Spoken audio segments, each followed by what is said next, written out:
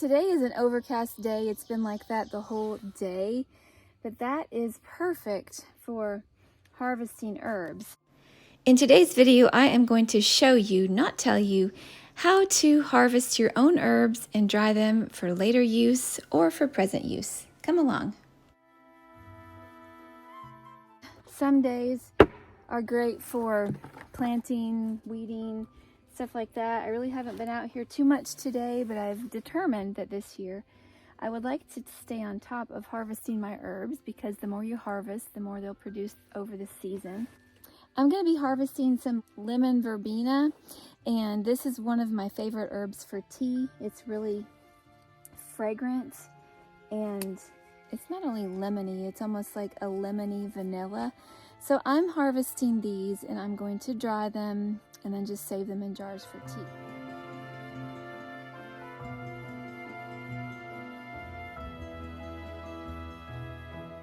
It's best to harvest your herbs on either a cloudy day or early in the morning before the heat of the day comes. And I'm just cutting this lemon verbena back pretty close, but I know that it's going to make more throughout the season, so I'm not worried about harvesting too much. I'm not taking the whole thing down. I'm taking it back to about a third. And this, I mean, you could say that I'm pruning it, but it's really just, I want to get the leaves so that I can save them for my tea. I like to blend the lemon verbena leaves with holy basil and Anise Hyssop. That is my favorite blend. It makes a refreshing tea for the summer, or it makes a good hot tea as well. I really think I like it better cold. You can make it into a sun tea, or you can just brew it like usual and then ice it, add a little stevia, and you're good. So this is just one plant of lemon verbena. So that's my goal, is to harvest them all along. We'll see how I do. Life gets busy, but you have to start with something. So we have a little bit here, and I will put this, I'm going to hang them upside down to dry, and I think I'll just put them in our sun porch and they can dry naturally. Next herb that I decided to harvest was some spearmint. I have such a bumper crop of spearmint planted with our blackberries, and it's growing so tall, like 18 inches tall, and before it starts to get too tall, I wanted to harvest some, and so that's what I'm gonna do. It's really a fragrant, it smells like juicy fruit gum. It's really nice. So I'm thinking I'm gonna be adding this to our teas as well. Now, you see the little ladybugs here? Spearmint and peppermint are really nice herbs for during the summer to make a drink that is really refreshing. You can blend the leaves with water in a blender, add some ice and a little bit of sweetener, and it's just really good. You've got those, I want to say phytonutrients. That really is what it is. It's like a live food. Now, I'm drying these, but during the summer, if I was going to make a tea like that, I would gather them fresh and I would do it. It would be like the epitome of freshness.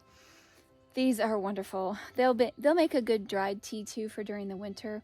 But in the summer and the spring when they're blooming, why not harvest the fresh stuff? It's so much more alive and flavorful. I could harvest a huge amount of this patch and not even see a dent in it. In fact, I have a feeling that once I prune this back, so to speak, it's just gonna make all the more. So there's no chance of this going away.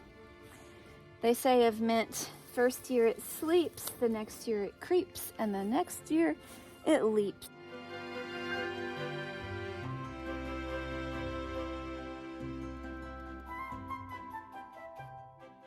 That's what they say about the mint.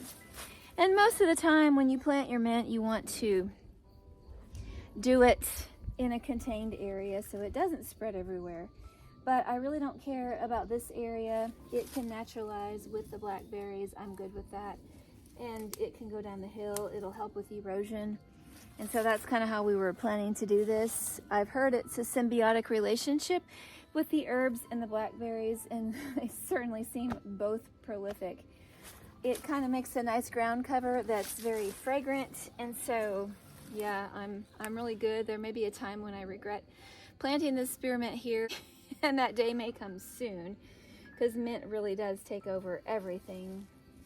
But we needed something for washing along this hill, so the mint it was.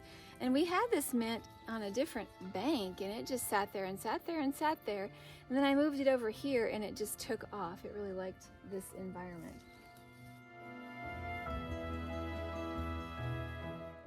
The last herb I'm going to harvest today is the Anise Hyssop, and I in a way hesitate to harvest it because I do love the purple flowers, but herbs taste best before they flower, and so if I shear this down, it will still have plenty of opportunity to bloom again, and I know it will.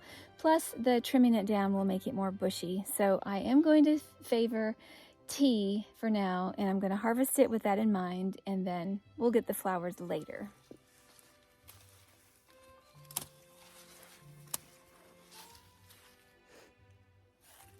Oh, the Anise Hyssop smells so good. It has that nice, well, anise flavor smell. It is such a pleasant herb to grow.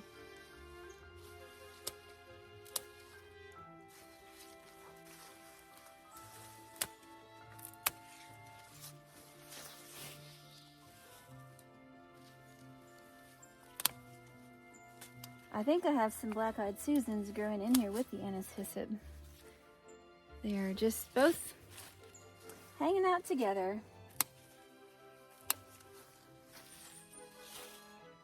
Okay. I left one little sprig, maybe that will make a flower, but I still have some more up the hill of the Anise Hyssop to harvest, so let's go do that. This Anise Hyssop is up to my waist. It is so healthy. It is also dropping seeds and planting new babies, so I'm gonna get several more that I can move or share or whatever. Here we are, the Anise Hyssop. It's looking very healthy. I think I'm just gonna cut this one back a little bit. If I cut it all off, I'm afraid it might get sad and not keep producing. So I'm cutting this one back to the last division, and that'll give it some chance to continue to grow and bush out and make even more.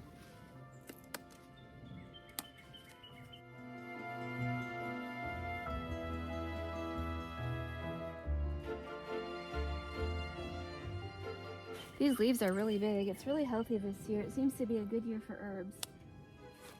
And this is from one of the new ones that grew up this year. The roses are looking pretty.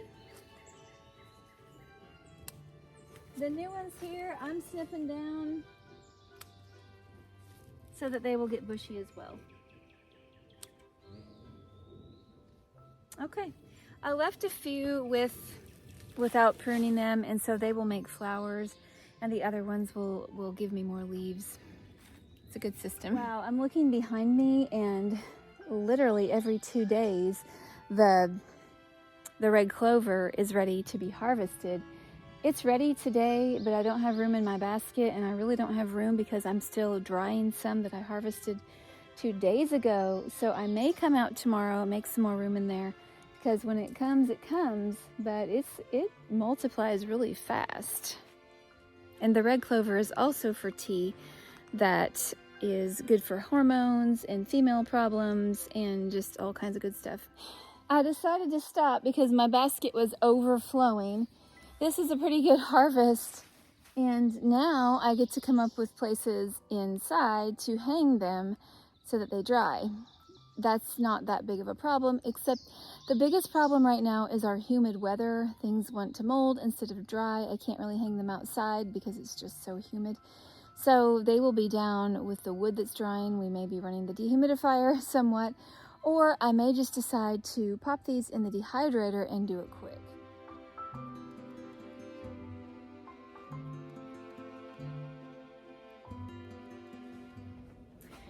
For this portion, I just decided to pull out the old Excalibur. This thing has been sitting in storage for probably 6 years, but time to get it out and functioning. We have so much humidity in our air that I just felt like hanging them from the rafters like I usually try to do. It's just going to be a long process, and I'm afraid that they aren't going to dry too well. So we're going to just go ahead and do this, do them on the trays, and I'm going to put this dehydrator out on the sun porch to kind of aid that, hopefully, and that will cut down the noise and the heat. And I will do this while we have good power for the batteries, because we are on solar. We have to rely on our battery power. So I have not checked to see how much draw this thing pulls. So it may be that I'll just have to do it intermittently based on the amount of sunlight we're getting. We have to judge all that when we are on solar. So I'm just gonna go ahead and strip these leaves, put them on the sheets, and do that. Start with Anise Hyssop, and the only reason I'm taking them off the stems is so that I can save space. Otherwise, I would just dry the stems and everything. But this is not a big deal. I'll tell you what, it smells good. Love the Anise Hyssop.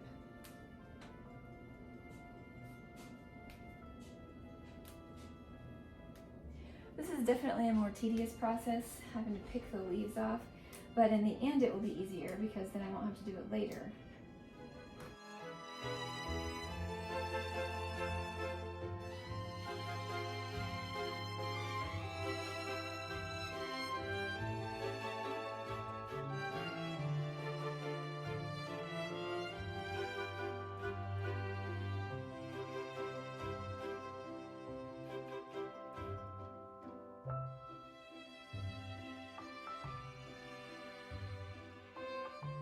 I find that if you just take the stems and start at the top and just strip them down, they come off pretty easily.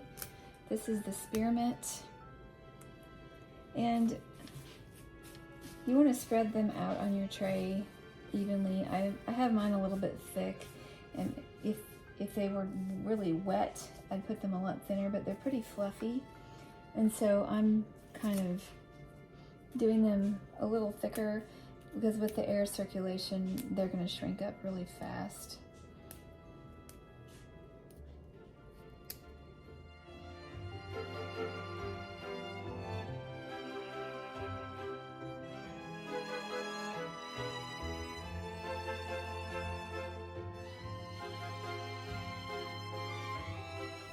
This is the last tray, and it is the lemon verbena.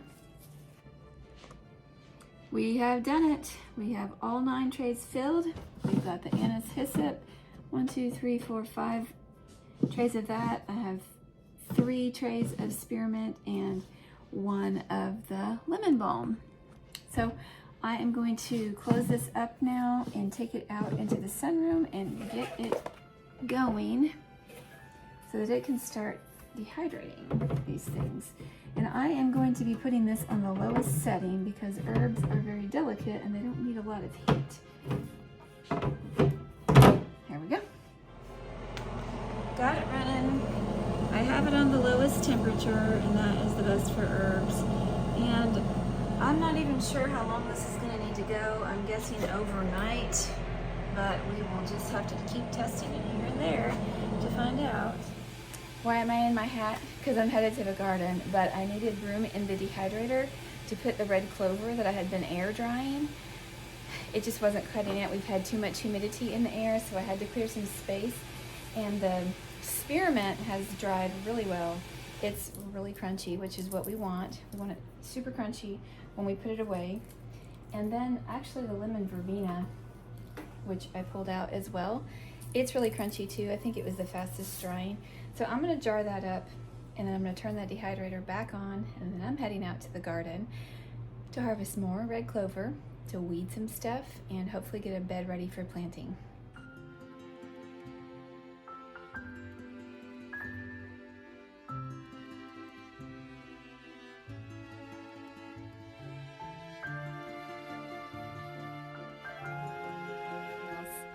I'm out here picking clovers. I got a bunch.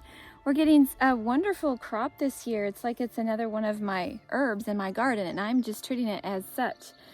I am harvesting the clovers. We're gonna make tea out of it, and I'm going to dehydrate it because I want it for the long haul, and God has blessed us with so much of it.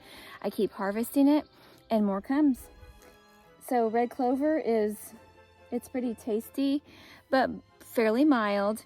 It's good for balancing the hormones. It's also good as a blood cleanser, and it just tastes good. You don't always need a reason to drink it. So the bees love it, and I love it too.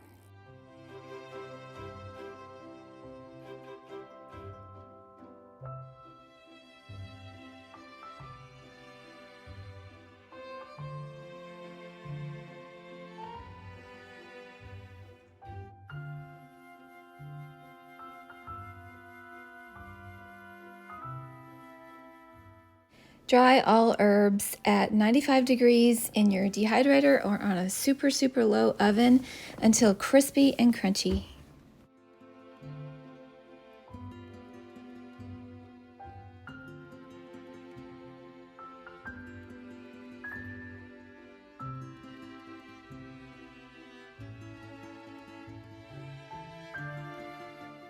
Don't just store your dried herbs away in jars. Make sure that you can see them and then pull them out frequently to make yourself a nice cup of tea or whatever you want to do with your herbs. Use them or lose them.